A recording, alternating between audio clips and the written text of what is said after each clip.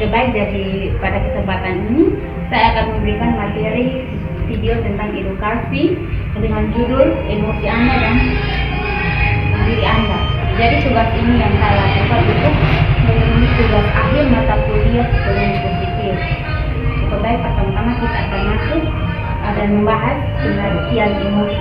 Teman-teman, di sini kita pasti sudah tahu apa itu emosi. Istilah dari kata emosi sebenarnya sulit untuk kita definisikan karena semua orang tahu apa itu emosi karena sampai diminta untuk memberikan satu definisi. Psikologi memberikan dan menggunakan satu efek atau sebagai istilah umum untuk berbagai macam emosi seperti perasaan dengan suasana positif yang sering kita alami dan mudah sekali ada dalam kita punya pribadi. Emosi dapat didefinisikan sebagai perasaan yang muncul dalam diri sebagai seorang manusia sebagai respon dari situasi yang sangat tertentu. Perasaan ini bisa mempengaruhi pikiran kita, persepsi dan perilaku kita. Contoh teman-teman, ketika kita senang, pada umumnya kita akan merasa senyum, tertawa dengan riang, dan itu pasti kita berinteraksi positif dengan teman sebaya kita. Nah, sebaliknya ketika kita marah, mungkin kita akan mengeluarkan ekspresi wajah yang sangat marah dan berperilaku agresif, dan pastinya ekspresi muka itu akan berubah. Sedetik ini pun juga bisa. Jadi teman-teman, itu hal akan terjadi dalam kita punya pribadi. Terlebih emosi juga itu merupakan salah satu hal yang wajar untuk ada di setiap pribadi. Dengan adanya emosi itu, kita dapat membuat kita untuk menjadi luas dalam menyampaikan ekspresi atau persepsi yang ada dalam pikiran kita. Itu menjadi salah satu tindakan. Bahkan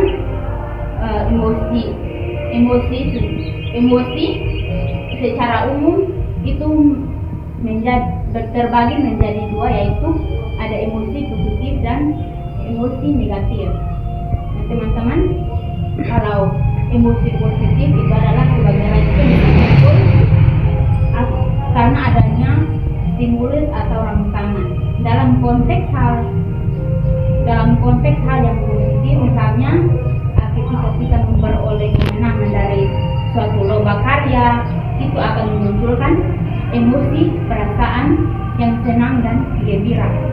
Sebaliknya, emosi negatif itu merupakan suatu respon yang muncul atau disebabkan dari setiap stimulus atau rangsangan dalam konteks hal yang negatif seperti kita marah dan benci kita punya teman kita.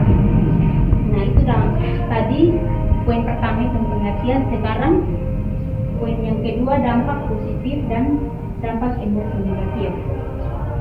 Emosi negatif mungkin tidak terasa sebagai emosi positif, tetapi tetap ada memberikan dampak yang sangat positif. Teman-teman, emosi negatif itu dapat mempengaruhi dinamika kepribadian kita pada individu dewasa dengan kepribadian relatif yang stabil. Perubahan kepribadian yang bisa